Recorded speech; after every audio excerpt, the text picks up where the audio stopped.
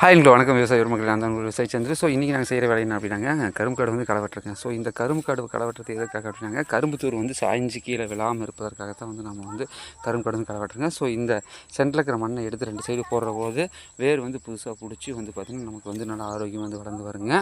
So இதில் வந்து நம்ம கவனிக்கப்பட வேண்டிய விஷயம் அப்படின்னாங்க, நம்ம வந்து பார்த்திங்கன்னா இந்த களை வெட்டுக்கு வந்து நம்ம வந்து டிஏபி, பொட்டாசு, யூரியா காம்ப்ளெக்ஸு, இருக்கிற காம்ப்ளெக்ஸு, நுண்ணூட்டம், ஸோ இதெல்லாம் மிக்ஸ் பண்ணி நம்ம வந்து ஈவனாக கொடுத்தோம் அப்படின்னா கரும்பு வந்து பார்த்திங்கன்னா ரொம்ப சூப்பராக வந்து வளர்ந்து வருங்க. ஸோ இது வந்து பார்த்திங்கன்னா வந்து சாம்பல் நிற கரும்பு அந்த ரகங்க.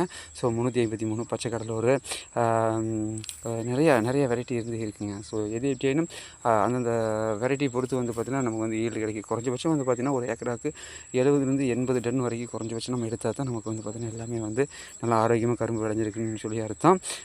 கருங்கரும்புக்கு வந்து பார்த்திங்கன்னா இது காட்டிலும் கொஞ்சம் ஸ்பெஷலாக கவனிப்பு தேவைப்படும். தேங்க்யூ.